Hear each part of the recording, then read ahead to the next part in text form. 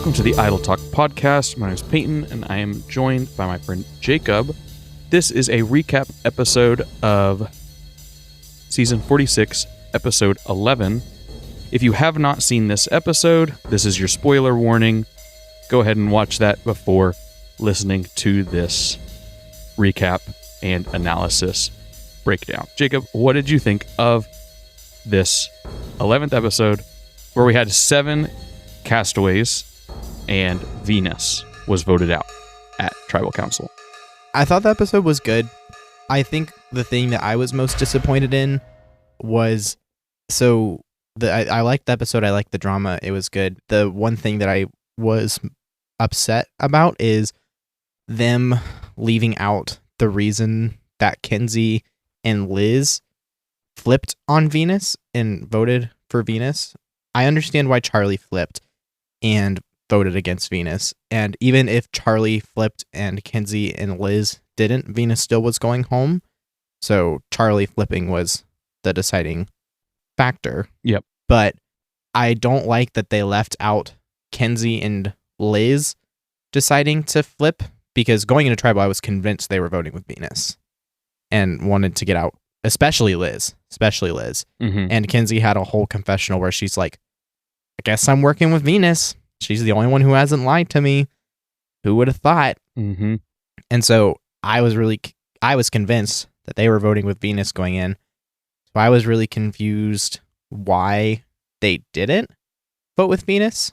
And after some critical thinking and seeing the exit interviews, it was not shown that Charlie basically, after his conversation with Venus about she may have had an advantage or something, Charlie went and convinced Kenzie and Liz that Venus might have something, we need to get her out.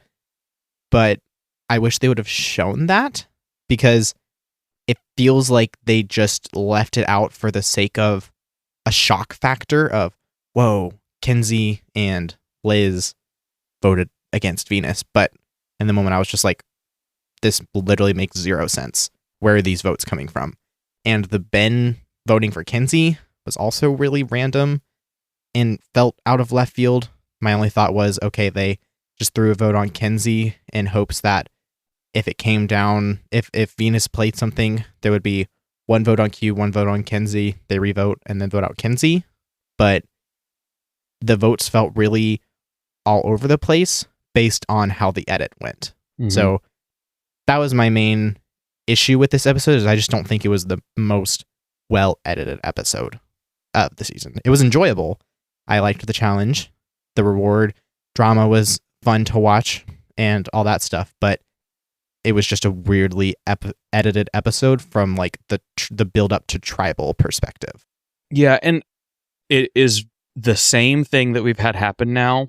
What is this? The third time in a row where we have Q as the smoke screen for a blindside that sends someone home with an idol in their pocket. And so it's the same story again and again and again. And so it's starting to feel repetitive. But this is the first time where, we were shocked each of the last 3 times. We were surprised that it happened. And so that's good, right? You want there to be this anticipation, is it going to happen? Is it not going to happen? But this was one where we didn't understand, we truly didn't understand why all the votes went the way that they did. And it was kind of just we didn't really see all the conversations that were happening. And so I agree. I wish we could have seen some more of the scramble after Venus's conversation, because she says that sunk her game. And so I want to see a little bit more of that fallout. Would that have revealed that she was going home? Probably. But I would rather it be a little bit more predictable and us have a cleaner picture of what's happening on the island than it be a mystery and then us feel unresolved.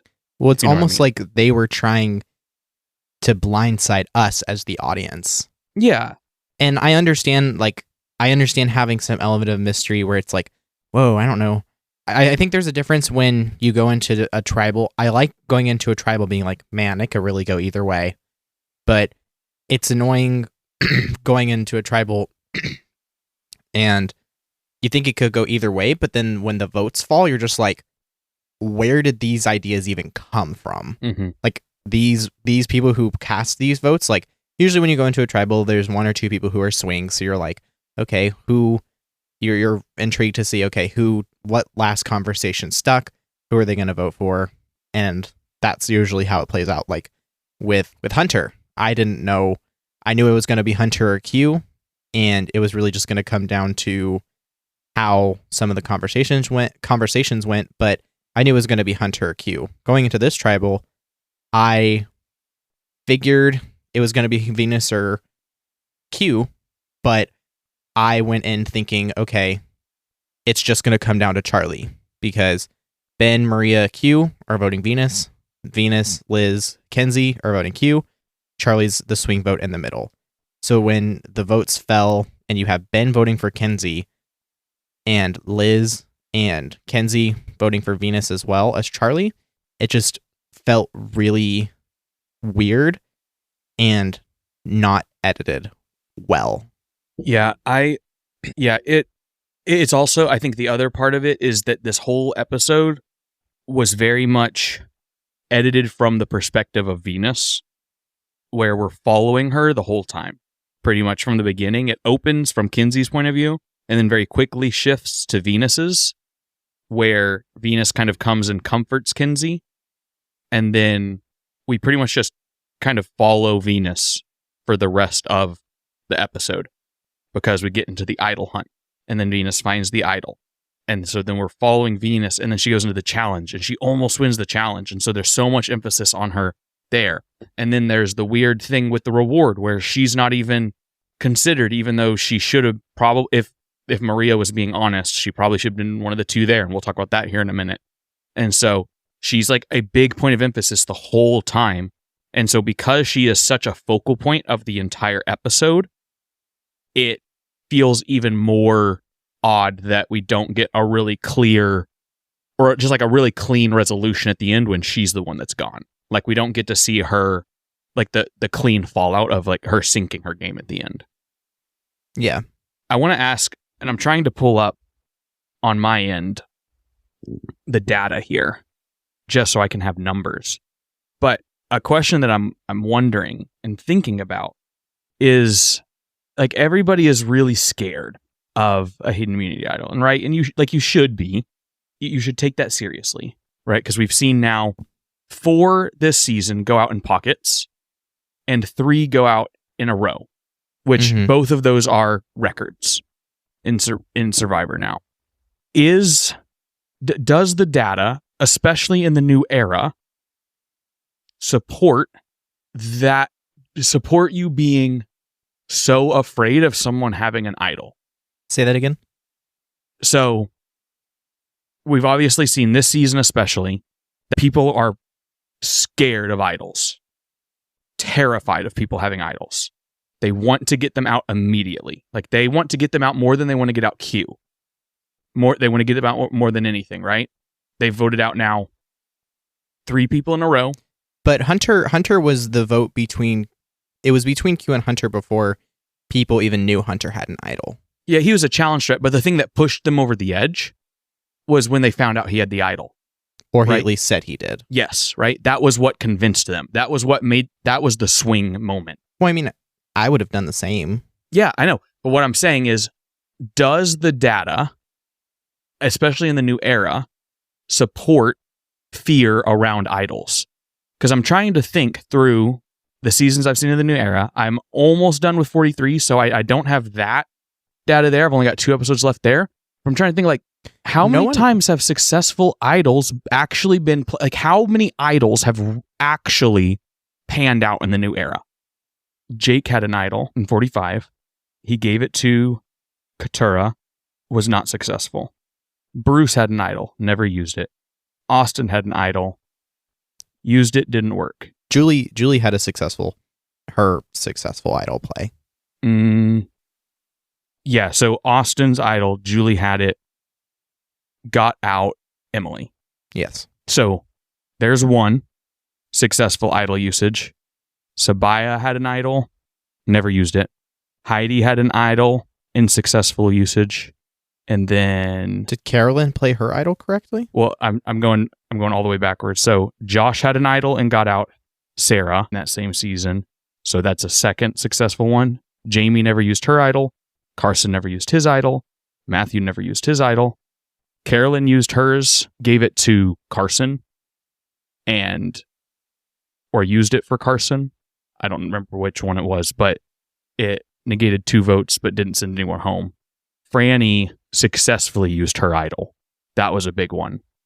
So Franny used her idol and got out Brandon. Mm-hmm. And then Brandon used his idol, and that was a weird one because there were only 3 votes casted, and it was like a 2-1 vote that sent home Maddie. So that one did. I think this was the season where there were a bunch of idol plays. 44. Mm-hmm. So I think maybe everyone's afraid of like what happened in 44. But then you go back, 43, nothing there. And then 42, there was like symbolic idol plays, but a bunch of idols that were never used. And then 41, again, Xander had an idol, didn't have any impact. Brad never used his, never activated whatever his was. Yeah, so like they just like for the most part outside of season 44, that's kind of the only exception it looks like running down this list. It's not really had a huge impact. And then the Emily one, right? So it's kind of like at 7, right? That's usually where idols matter the most, is at 7. Sent home Emily. Sent home, I think Franny went home at 7, right? I don't remember. But I don't think she went home from an idol. I think it was just they all voted her. Mm-hmm. But the point of all of that is to say, I'm wondering, and this is kind of just a question more than, and just like a point of discussion, but if you're on the island, do you, like how much, especially, maybe not at this point in the game, because they're at 7, but, especially like 2 votes earlier with Hunter and all this sort of stuff, like how much do you weigh idol versus something else? Like how heavy is it that someone has an idol? I think it's such a loaded question, and I think it comes down to who is holding the idol. Because I think that has a lot more implications than the idol itself. And like, for instance, if it was between Q and Hunter, and I knew Hunter had an idol, I would still, like in all of these cases between Hunter, Tiffany, and Venus, I would vote Q over all 3 of them. Yep. Because he's causing confusion, he's causing chaos, he's causing uncertainty in my game, and I would want to be on the island with people who I feel like I can read and feel like peaceful with. And I think the uncertainty of an idol, in my opinion, for me, if I was playing and for my game, is not as big of a threat as someone who is causing chaos in other people and in my alliances and the people that I'm working with. So, okay, someone gets to buy themselves one more day in the game. I'd rather them be able to buy themselves another day in the game than let this person who is destroying everyone else's game stay in. Yeah. And the other thing is, like, if you know they have an idol, you have that knowledge, right? So it's not really a hidden immunity idol.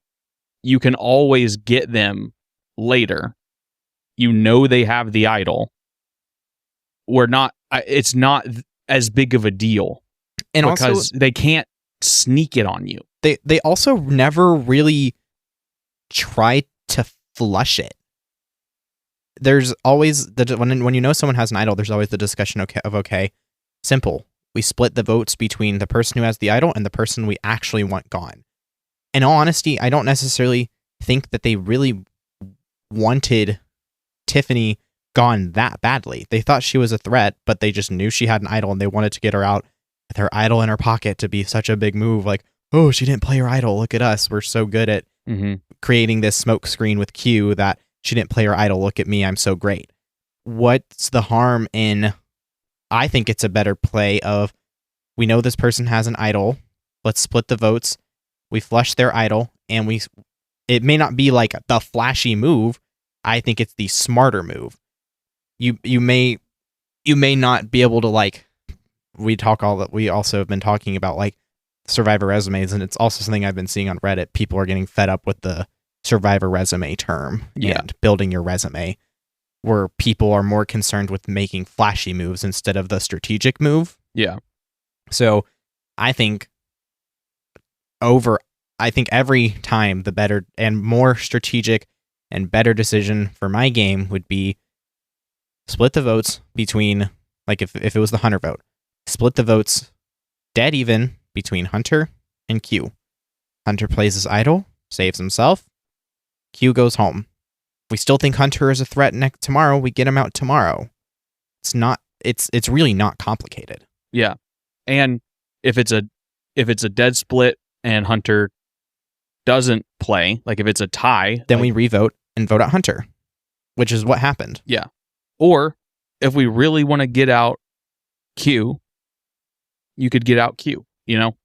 Yeah. Like that's the other way to do it. And I'd say, like, I do think if Hunter, like what happened when Hunter doesn't play his idol, I do think the smarter move is getting out the person with the idol. Yeah, I think the way they did it is right.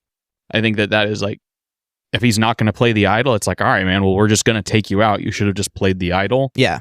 But I think that was also on Kenzie for not, like, Kenzie should have just told him to play the idol. So that was kind of tough because, and it's the same thing where we said with the Tiffany vote that Liz should have just gone and told Tiffany and said, hey, play your idol. And then you get Tiffany's idol flushed and Q out. And you trust win. With Tiffany. Yeah. You win all around. It's the same, like you just said, it's the Survivor resume thing where they want to make a big move and not the best move. Mm-hmm. And I don't know when that change happened. I feel like it's a really big facet of the new era. It definitely is a big new era thing, but I don't think it just started in the new era because they didn't just come into the new era and it just like dawned on them. I just think in the new era, it has been, I think a hyper point of focus. I think a thing that has kind of catalyzed it is all of the advantages. Oh, for sure. And the fact that you can do more flashy moves because you have advantages, like Xander giving his idol to, I think her name was also Tiffany. On his tribe, he gave his idol to Tiffany and... Saying Xander? Yeah. Xander gave his idol to Tiffany and then Liana with the knowledge is power thing like that. Mm-hmm. Like when there's so many different advantages, it does create room for people to make flashy moves. So I think all the advantages has been a big catalyst for this. I agree. Change. It's made it easier to make a really flashy move, for sure. It has, because it makes it easier it's just way easier to have something up your sleeve. Mm-hmm. Especially in like 41 and 42 and 40, like the early one, like, man, like, because I said this before, watching 42, Drea had one of every advantage at one point. She had everything. Mm-hmm. Jeff talked about it in their little live after show. She listed everything she had at one point. She had one of everything. She had an idol. She had an amulet. She had a steal a vote. She also didn't have her vote. She had an extra vote and something else. Like, it's insanity. Mm-hmm. She had like one of everything. And that's nuts. Absurd. And I think they realized, okay, we pushed it too far. It didn't take them as long as it took them in the Dark Ages to realize we've gone a little too far. And so they were able to kind of reel it back. And so in 43, it doesn't feel quite as bad, but there's still quite a bit there. There's a moment where, because I'm watching through 43, almost done, Jesse is listing all the stuff that he knows exists, and they're listing it down the screen, and it goes up in his confessional, up over his face. And I was like, I wonder if they're in the editing room making this list, and they're like, that's quite a long list. Or if they thought, this is awesome. Yeah. But then in 44, I feel like every season has kind of gone down. I almost think they just did a bunch to see what sticks, and because a lot of them just go unutilized. Oh yeah. So I do think they probably just overloaded it to see what would stick, and then repealed. Like, knowledge is power hasn't come back in like three or four seasons.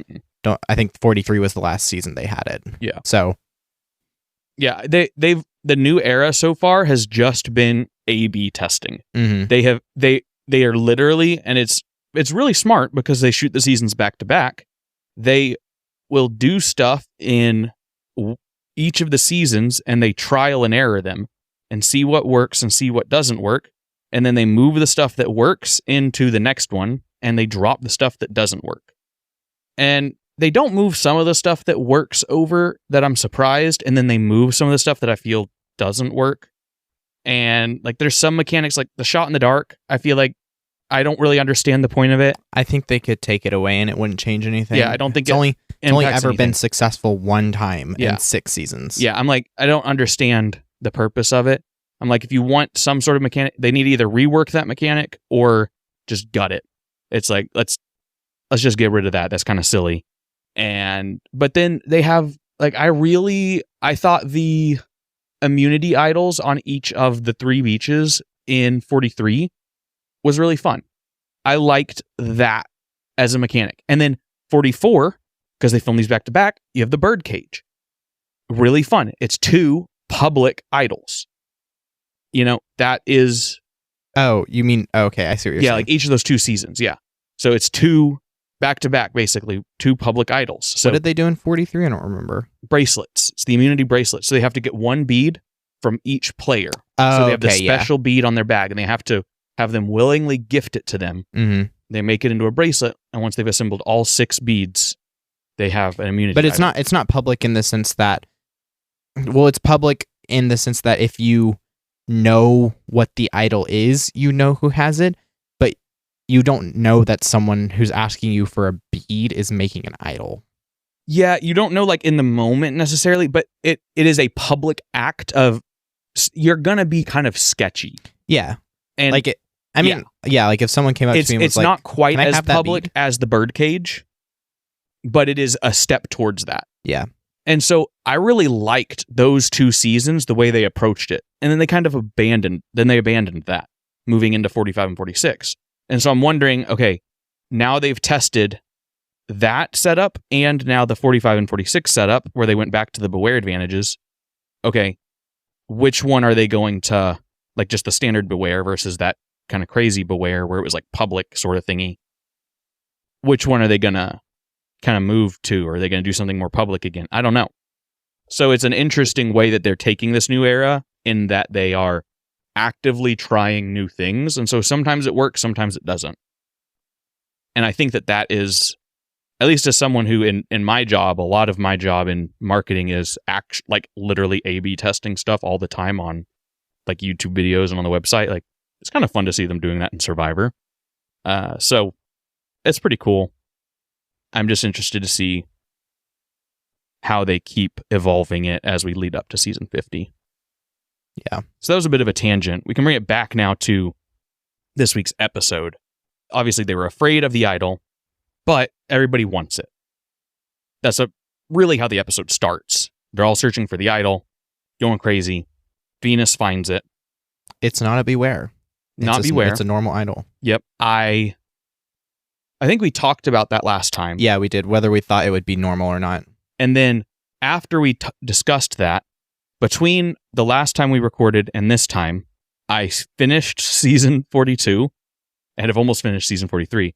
But towards the end of season 42, Marianne found, I saw as I watched season 42, she played her idol and she found a regular idol and it wasn't Beware. And so I texted Jacob. I was like, oh, hey, I don't know if you remembered this. That happened. And so then from that moment, I was pretty confident if they were going to introduce one, it wouldn't be Beware, and it would just be a regular idol. So that was good to see. I'm really happy that it wasn't a Beware idol. I think that makes sense. The question is now, do they do it one more time just to see if someone plays an idol? And then the question is also, when is the last time there was a season where an idol didn't work? Or an idol never got played? Yeah, where like an idol was never actually played. That I'm not sure. I'm sure you could look up a history of idol plays. I have no clue when the last time there's been a season with hidden immunity idols where one wasn't played. Yeah, I'll Google it right now while you're talking. But I personally hope they don't hide another one. I think it would just be pointless. The fact that there's been 4, I don't know. I think it just would come down to what production thinks is best, but I personally would they're at 6 at this point. I don't think they should hide another one because they don't even necessarily know that Venus had something. They don't even know that what she had was an idol. She could have had an extra vote. She could have had whatever. She just alluded at having something. I think maybe if she had been public about her idol and people knew for a fact she had an idol, then maybe they would rehide it. Mm-hmm. But with her not being very public about it, and really the only person who even knew she had something to begin with was Charlie, and it was more just like, oh, she may have something, I don't think it's worth rehiding the idol. I don't think they should. I don't think they will. I mean, usually they let them go till 5. Yeah. So it would give them 2 more tribals where someone has a shot at using it. I wonder if instead of maybe an idol, they hide an advantage of some kind. Maybe they go back to like season 41, 42, 43, like those seasons where they would hide a advantage for like a immunity challenge or something. Mm-hmm. Maybe they do that. Just give them something instead, just because, yeah, they've been horrible about the idols. Yeah, no one's played it. I'm trying to see right now if I can find what the last season was where no one played a hidden immunity idol. It looks like it would be Koorong. Yeah, Koorong, no idols were played at all. What number was that? I don't remember the number. Tocantins also didn't play idols, but like Koorong, I'm not going to like spoil it because you haven't seen it, but essentially, well, not what I just want to know what number that was. I don't remember the number. I mean, you can look. I could look it up here in a second, but I don't want to spoil who gets idols, but I know like there's one person is like medevaced with an idol. I think that season has the record for medevacs. Oh, there were also no idols played in 41. Xander didn't play his idol? Xander definitely played his idol. Oh, yeah, it just didn't negate any votes. Yeah. Yeah, he went up there because Xander ruined it. But yeah, because he said he didn't want to go home with a souvenir because he played it at 5. It just didn't matter. Yeah, because he wasn't the vote. Yeah. But yeah, the last one would have been Koorong. Interesting question. If you were at Final 5 with an idol and you knew you weren't going home, like you knew for sure you were not going to go home, like you had a power alliance of 3, like you, or even like a power alliance of 4, and you were just going to vote the last person out, would you keep your idol for a trinket or would you play it? Like I knew like there was zero chance. As certain as you can be in Survivor that you weren't going to go home. Like I'm not saying you were 100% certain, you knew, like you can predict the future and what's not you, not like that level, but like as certain as you can be in Survivor that you're not going home. So this isn't a scenario where like I have like individual immunity level certainty. I don't know. I kind of think, I also can't do a scenario where it's like Mike played his idol for me, like Marianne. So she went with an idol in her pocket.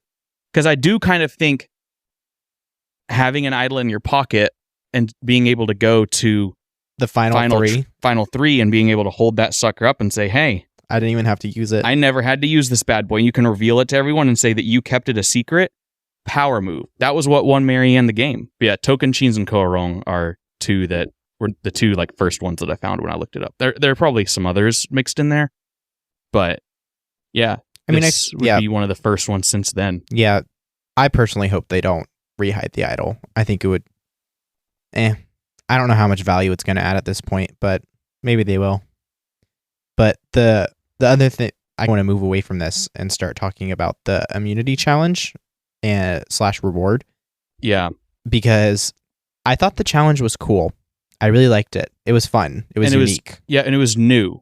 Mm-hmm. Right? Because I at least I've never seen it. I've never seen it. So I believe that this is completely new. Mm-hmm.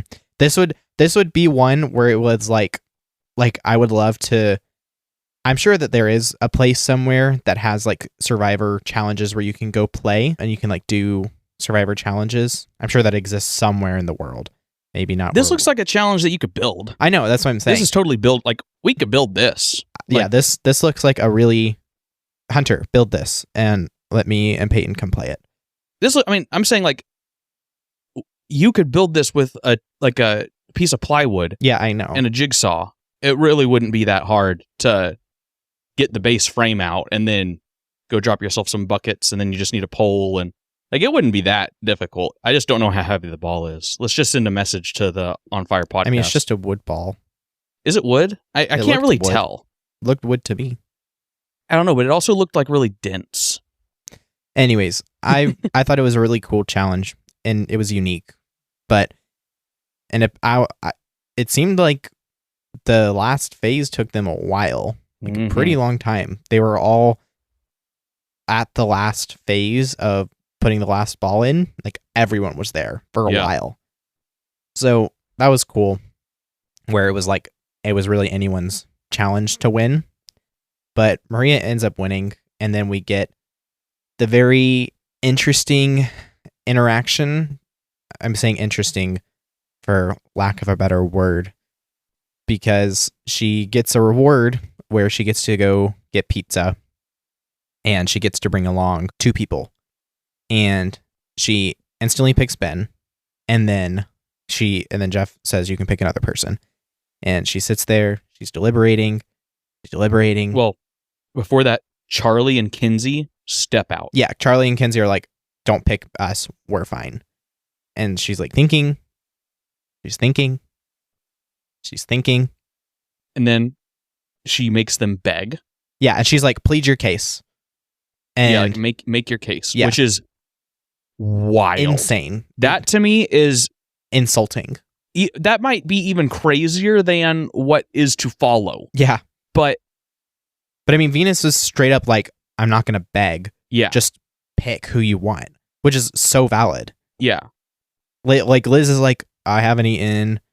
Blah, blah, blah. Like, what does Liz need to say? You were there. You know for her the situation. Applebee's thing. You went on the Applebee's reward. You know what happened. You are very well. You've been living with Liz. You know the situation. You know what Liz is gonna say. You can see Venus. Mm-hmm.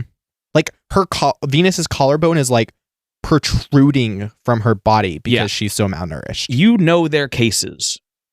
What do you want them to say? And then Q just says, I want to eat. I want to eat. Like, I'd appreciate going on the reward. That'd be dope. But like, it's your choice, fam. That's essentially what he says. Like, it's just like not really a case, but basically like, yeah, man, I want to go. Yeah. And then Venus is just like, I'm not going to beg you to go. And so then Maria's like, okay, Liz and Q, rock, paper, scissors. After thinking about it for even longer. So for what Jeff said was the longest deliberation he had ever seen on a reward challenge in Survivor history. But what's also crazy is after Kenzie and Charlie, or before, I don't remember if it was before or after, but Maria said, I'm going to pick the person who, I want to choose someone whose like body is like deteriorating. Yeah, that was at the very beginning. Yeah. That was before she picked Ben. Like, she basically had said why she was picking the people she was picking. It was the people who needed to eat. So no question, I'm picking Ben. And then Charlie and Kenzie were like, all right, well, then we don't need it. And so the fact that like Q should have then like you would think, okay, would then be like, okay, cool, I don't need it. Q's had like legit every reward. Yeah, bro just ate so much Applebee. Like, he's okay. Yeah. Big boy, he's all right. It's just so annoying because it's so blatantly obvious that she just wants to pick Q because she wants to have him in her pocket, but she doesn't. She's trying so hard to make it not obvious that she is aligning herself with Q. If I was on that beach, I would have just been like I would have had so much more respect for her if she just said Q than try and put on this show that she really cares instead of just owning up, picking who you want to pick, and that's that. Yeah, it's the sort of thing where it's almost. So last week we had this conversation, right, about Q not picking Liz, and we said that was it comes across very much like just not a cool move because she's so hungry, right? She can't eat anything, and like that just like really was not cool. So her solution, so that way she wasn't perceived in that way, because she knew he made the wrong choice. Because she can read the room a little bit more than he can, was instead of just picking her, because she doesn't want to pick her, was to make them play rock, paper, scissors, so at least she has a 50-50 shot of Q coming. Which is worse in every way than just picking Q. But it was still, like, that was her way of trying to avoid the fallout of not picking Liz. And then she tries to, what I found really funny was when they're on this reward and the three of them are eating pizza, they justify to themselves Liz doesn't need pizza because she just got an individual portion of rice the week before. You mean like the day before? Or yeah, the day before, sorry. Week before for us. Yeah. Yeah. Which we didn't talk about last week because there was so much other stuff on our mind. We didn't even discuss. But I mean, yeah, so like last week she stepped out of the challenge, got her individual portion of rice, which is, if she rations, is enough to get her to the end of the game. But it's not like she's feasting. It's like she has like a handful, like a literal like handful of rice a day. Yeah. And everyone else, if they had that individual portion, they would have that plus Coconuts. All the coconut and papaya and whatever else they're able to find and eat. You know, she gets just a little bit. Like, she still is not eating. And she's legit has said she has not had a bowel movement the entire time she's there. Yeah. Which is insane. Yeah. She actually begged Maria. Like, Maria said beg, and she said how much? You know, she literally was like, I will. And then Maria had the audacity to be like, nah. Yeah. Low-key, that was like such a villain move by Maria. Not even gonna lie. But not even like a fun villain move. No, it was just like yeah, it's this whole thing.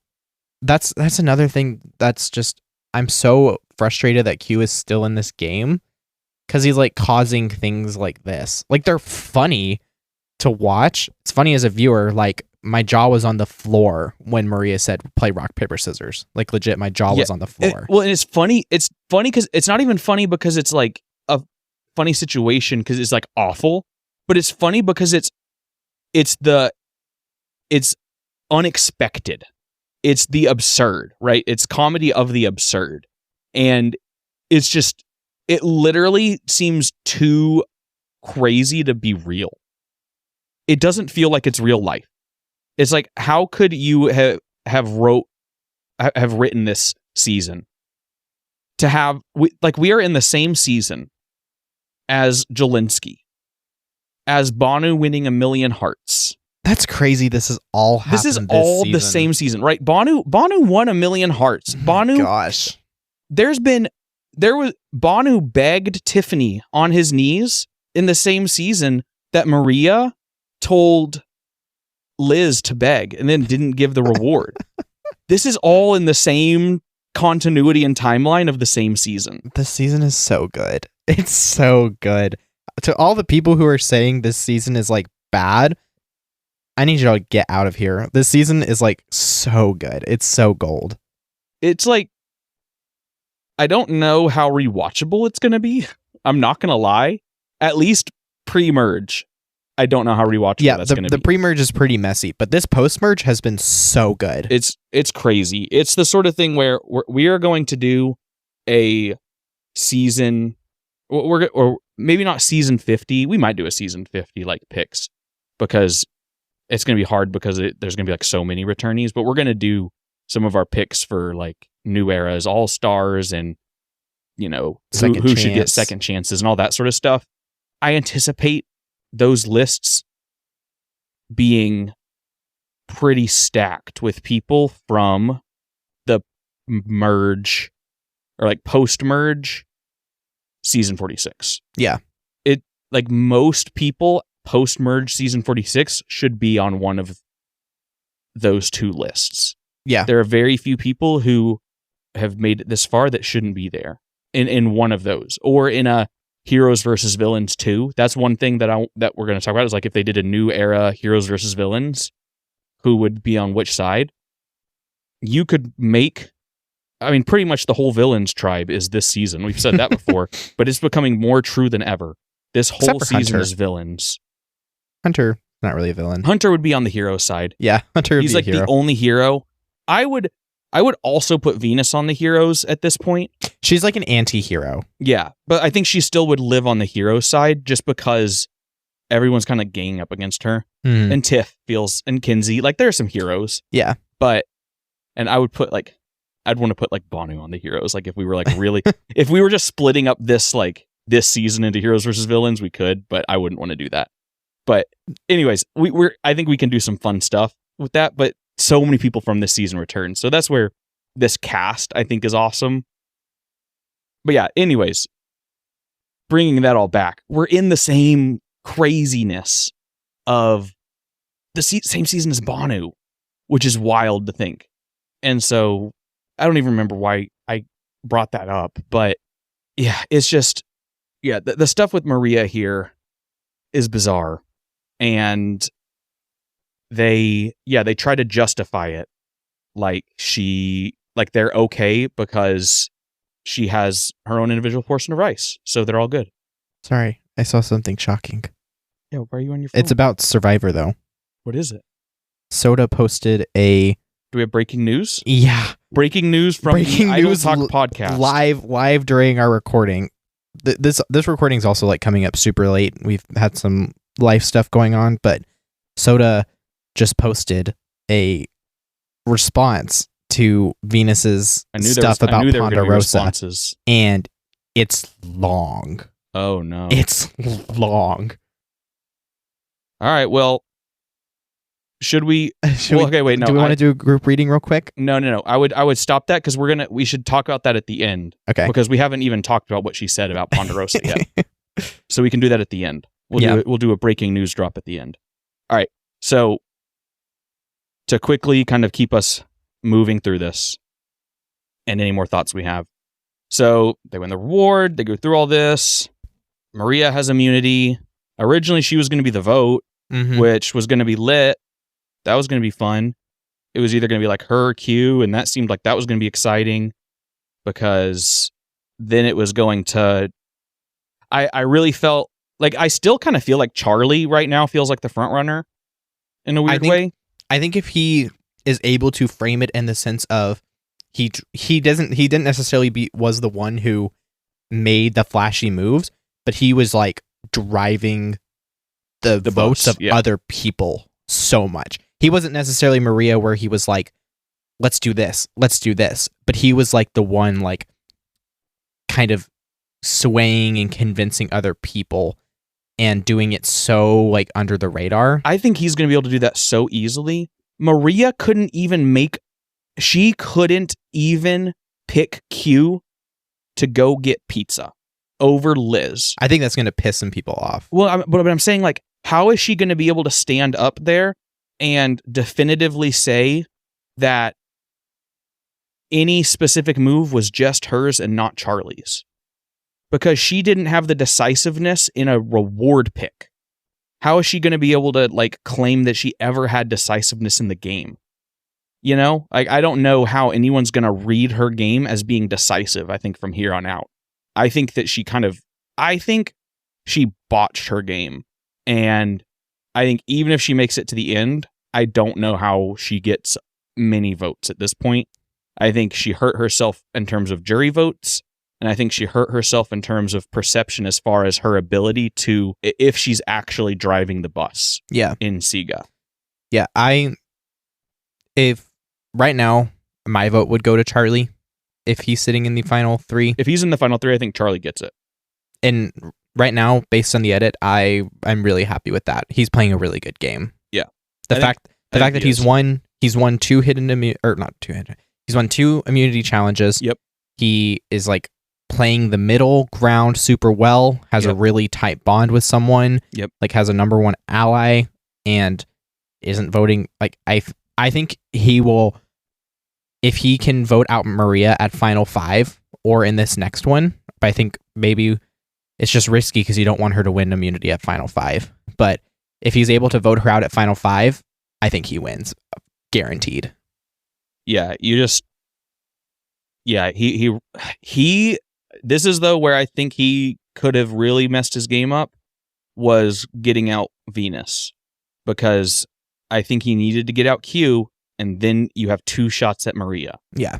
Because right now you have to be able to get out Q and Maria back to back. And what's hard now is you still need 4 people to get out someone at the next tribal council. Yep. So he's going to have to get Liz and Kenzie, and then Ben and Q. Who's he going to get on his side between those 2? Ben, I think is the best option. I think he can get Ben on board, because Ben knows he's going to have to turn on one of the 2 Segas at some point. They're not going to have 3 Segas sitting at the end and Ben have a shot. Ben only has a shot if there's 1 Sega at the end, or ideally none.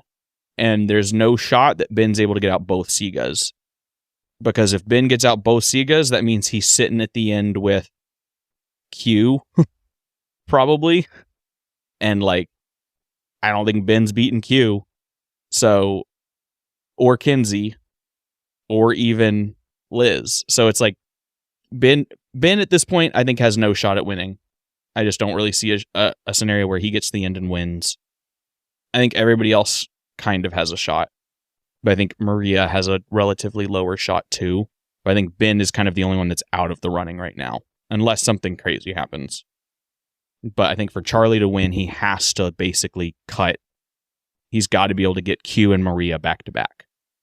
And that's a lot of risk. You got to be able to get them, because Q hasn't been able to win individual immunity yet. So you might be able to actually get him. He's proven not to be very good at challenges, but Maria has been able to get it. He is a challenge loser. Yes. He is a challenge loser. That was so funny. Yeah. I forgot that was said. Yep. In 43. Yeah. Yeah, no, that was a great line. Yeah, so is there any, before we dive into some of like the off-season drama, is there anything else you want to say about Venus, your queen? Queen Venus Vafa. I'm trying to think. I had like one more thought that was in my mind. So, okay, yes. We've got this final 6. Q, Liz, Maria, Charlie, Kenzie, and Ben Katzman.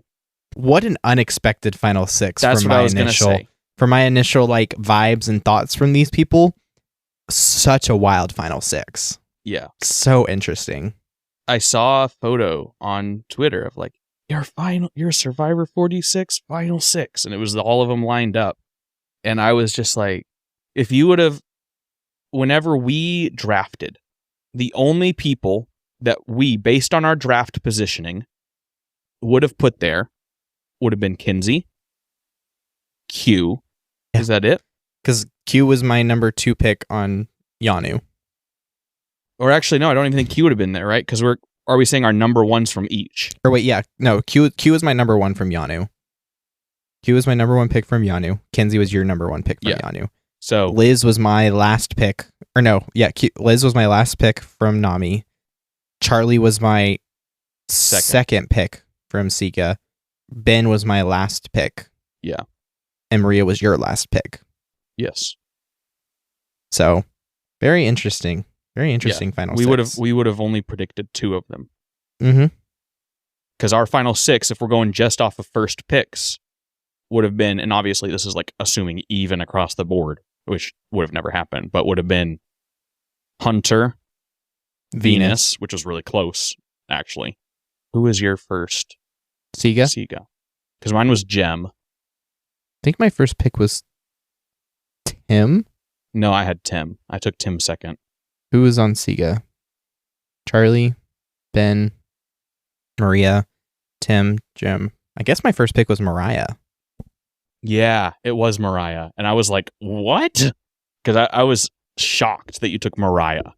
Yeah, so then Mariah, and then Q and Kenzie would have been our final 6, technically, if we were ranking it that way. Yeah. And we were not close. Nope. So I'm just thinking, looking at this final 6, I feel like I think this final 6 grouping is perhaps the weakest final 6 grouping of the new era.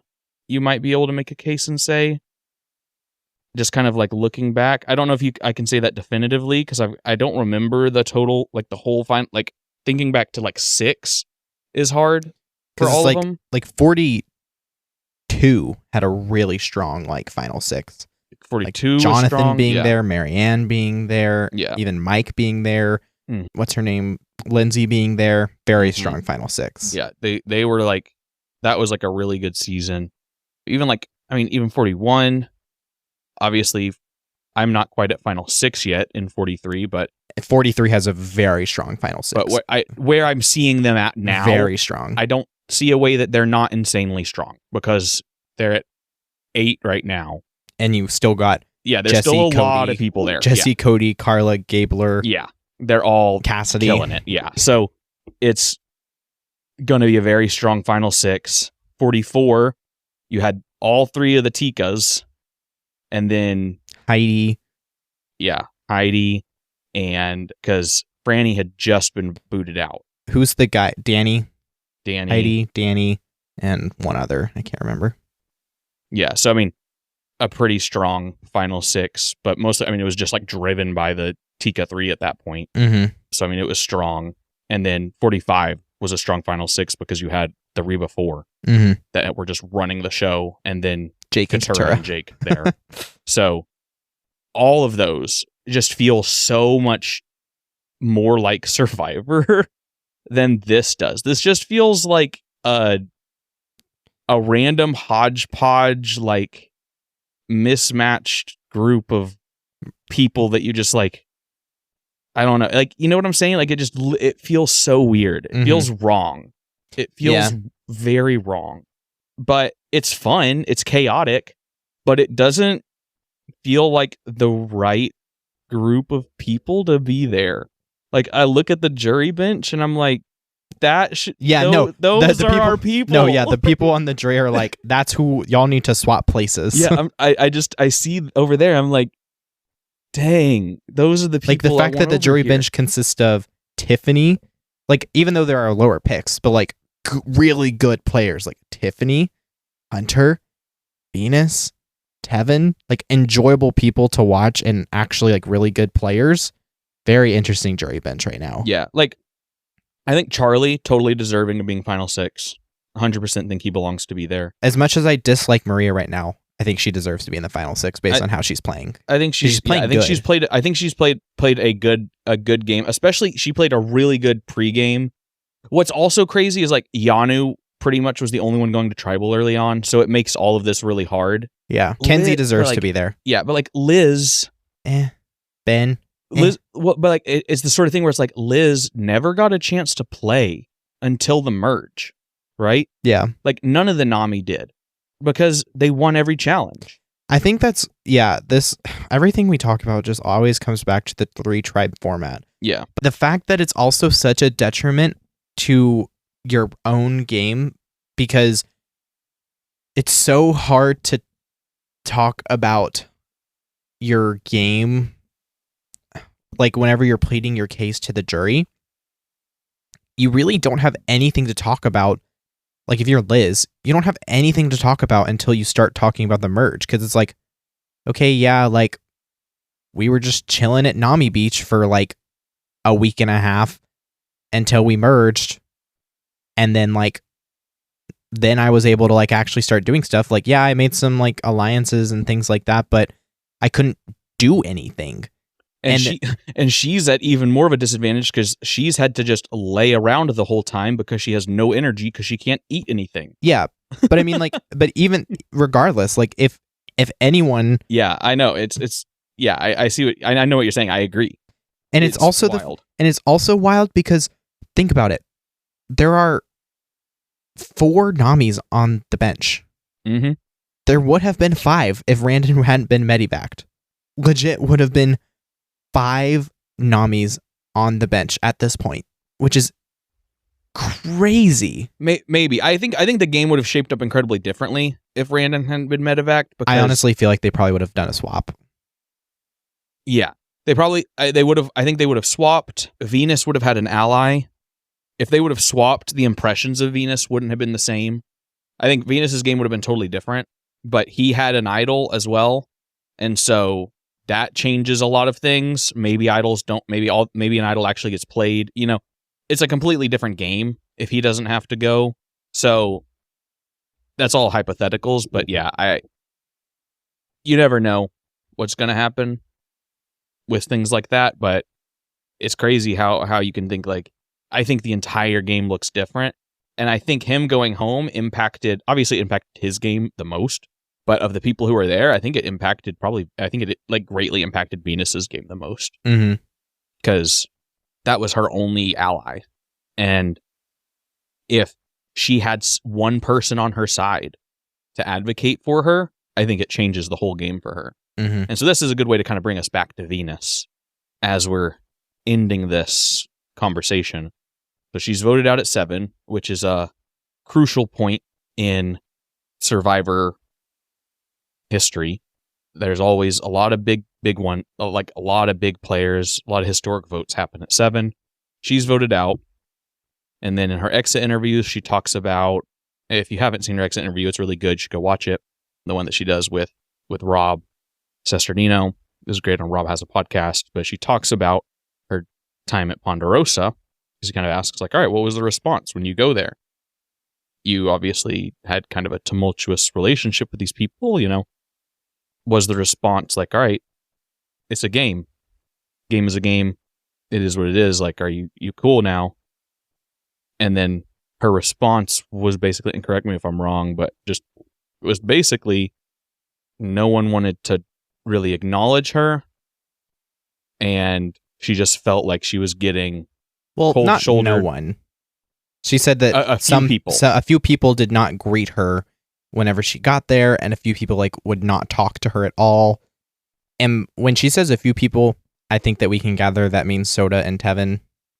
That is the assumption. Hunter does not strike me as someone who would hold a grudge. She specifically says that she enjoyed playing Scrabble with Hunter. So at least he at least talked to her, because you got to be like, you want to play Scrabble? But it's like, you at least would talk to them.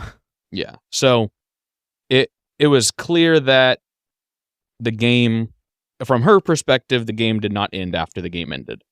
And she continued to feel ostracized, even in Ponderosa, from her perspective and her experience. But now, the breaking news report that we have just received is that Soda has issued a long-winded response. It's like 8 slides on Instagram. Oh, gosh. Essentially, the breaking news is Soda has just made an Instagram post saying that at Ponderosa, she was very intent on, this is Ponderosa, this is real life, this is not the game anymore. She wanted to create a welcoming community for whoever was voted out. She said she would sit and listen with each person as they tell their experience with the game. She said she wrote each person a song when they got voted out that she sang like a welcome song. Yeah. Which, honestly, I am pissed more than ever that the Ponderosa miniseries isn't happening anymore, because I would kill to see Hunter's episode of getting there and Hunter's and her singing the welcome song, her to him. little Hunter welcome song, the Welcome to Ponderosa Hunter song. Oh my gosh, that, like, he hated when she sang in camp. I cannot imagine, because he's pissed. He's pissed. He just went home with an idol in his pocket, and now she's singing a song about Welcome to Ponderosa Hunter. You went home with an idol in your pocket. Like, he pissed. Yeah. I'd kill for that. That'd be amazing. Yeah, so I don't really know what the truth is. I'm sure that they are, in their eyes, they are both speaking their truths. I do not believe that either of them are, like, intentionally misrepresenting what is actually going on. Yeah, usually in reality, there are two sides to every story. There are basically two truths, and the real truth usually lies somewhere in the middle, basically, is almost always the way that it works. It all comes down to everyone experiences things differently, and if we're being honest, like, Venus had a really rough time on the island. So I imagine a lot of her experiences in Ponderosa were severely impacted and tainted coming out of that. And so that probably severely impacted every interaction she had there. So it is very likely that they are both being genuine in their statements, but it is the way that they each perceived and experienced their time there. It is possible for two people to be telling the truth and be experiencing two completely different things, but have vastly different experiences in the same situation. Like, that is completely possible. And so it's really sad. And it's one of those things that I think is going to be, because it's already been such a point of discussion now during the season. I think it's going to be talked about for a long time in Survivor, is Venus's experience on this season. And I'm interested to see if she ever comes back, just because of the way she was treated. I think she will. I wouldn't be surprised if she... If this was the last we ever see of Venus, I would be shocked. I both would be surprised, and, like, I both would and wouldn't be surprised if she came back. Like I would not be surprised if she returned, but I also wouldn't be surprised if she didn't return. If she decided that she didn't want to come back, that doesn't surprise me. Because no matter what, in any returnee season, people are already going to have a perception of her. She's never going to get to try and start over again. And so the problem with her game in this one was that, or like one of the biggest problems in her game, there were a lot of problems, but one of the biggest ones was that there was, like, this seed that was sown, whether it was by her, by someone else. I think it was a combination of the two, and other external factors and other things. Like, a lot of fuel was added to the fire, but essentially there was this perception of her that really just took up a life of its own, and she was never able to outrun it, and it sunk her in the end. Well, do you have anything else you want to say before we wrap up this episode? We've been talking for a while. Yeah, we said a lot. I think it was pretty thorough. We definitely recapped and analyzed. We're almost done. The season's getting close. There's only like 3 more episodes left. Yeah, and then we'll have a bit of a break, and then it'll be 47. I swear, if they... Okay, wait, all right. Last thing I want to say, because they brought back the Jelinski thing again, because there were several of them left in this one. I'm starting to get over it. I'm not going to lie. I'm starting to get my max of Jelinski references. If they do it next season, well, I guess they wouldn't do it next season, right? Because none of them will have seen it, will they? Or no, they will have seen it, yeah. So they do it next season. I'm wondering, like, I just don't know. I don't think they're going to carry the joke beyond this season.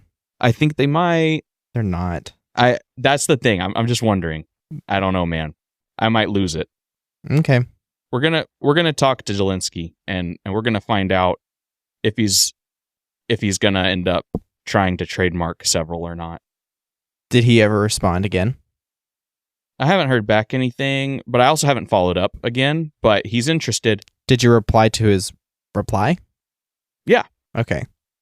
Yeah. We're in talks. We're in talks with that boy David, and we're gonna find out if he really thought several meant 7 or not. We're gonna get to the bottom of this mystery. Mm-hmm. If you have any questions that you're burning and wanting to know from the man, the myth, the legend, David Jelinski, let us know, and we will ask him, hopefully, personally, on the podcast. Okay.